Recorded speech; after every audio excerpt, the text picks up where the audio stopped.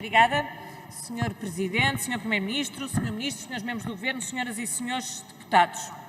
O Sr. Ministro das Finanças falou-nos aqui dos vários E's deste orçamento. Eu acho que se esqueceu de um, que foi o E de elogio, no seu caso, o autoelogio. Porque, de facto, o que mais ouvimos nesta exposição, até Fernando Pessoa, o Sr. Ministro das Finanças, convocou para se autoelogiar. E eu, se este fosse um discurso, o seu discurso fosse um discurso sobre a carga fiscal e sobre aumentos da carga fiscal, de facto, o Sr. Ministro poderia autoelogiar-se. Mas como não foi um discurso sobre orçamento, eu acho que não se justifica. E, já que falou na poupança que vai ter com juros, eu gostava também de obter de si uma garantia e de lançar um repto. Porque o Sr. Ministro diz que, ao longo da legislatura passada, que poupou cerca de 2 mil milhões de euros em juros. Mas, olhe, sem ter que fazer contas que envolvam 4 anos, se olhar para o que vai aumentar a receita fiscal de 2019 para este ano, também tem quase 2 mil milhões de euros. Tem 1.799 milhões de euros a mais de impostos cobrados aos portugueses. E eu vou-lhe dar um exemplo de onde o bolso dos portugueses está a sentir esse aumento de impostos. No dia 1 de janeiro de 2016, se um português fosse abastecer um depósito com 50 litros de gasóleo, gastava 51,70 euros. Se fizesse o mesmo abastecimento no dia 1 de janeiro de 2020, gastava 69,70 euros.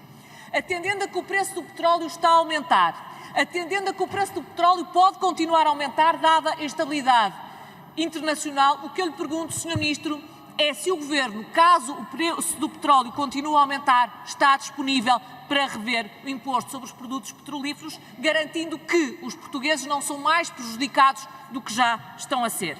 E já agora, Sr. Ministro, se será o Sr. Ministro a executar este orçamento até ao fim? É também uma pergunta importante.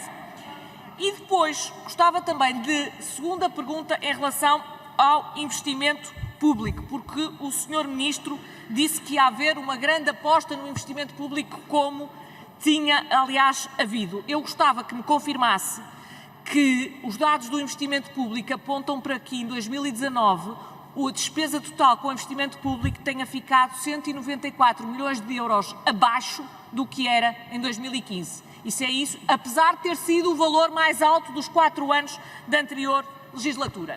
E, por último, uma resposta, Sr. Ministro, porque não posso ficar em silêncio.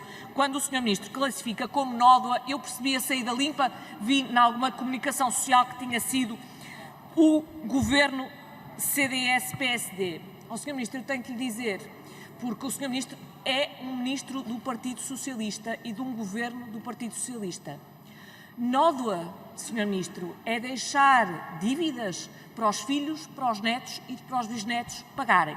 Nódoa foram PPPs rodoviárias que se andaram a fazer neste país por governos do Partido Socialista, que sabe lá Deus como é que algum dia as conseguiremos pagar. Nódoa foram as festas da parque escolar, fazendo obras de luxo sem saber como é que ia haver dinheiro para as pagar. Nódoa foi fazer um aeroporto em que nem se sabia se havia aviões para pousar. Isso, Sr. Ministro, é que é uma nódoa e uma verdadeira nódoa.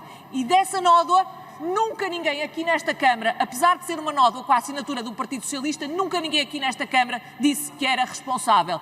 E, portanto, Sr. Ministro, pode reescrever a história as vezes todas que quiser. Porque, de facto, há um governo neste país que, felizmente, tirou daqui a Troika e fez Portugal sair desse protetorado. E esse governo é o governo do CDS e do PSD, e com muito orgulho.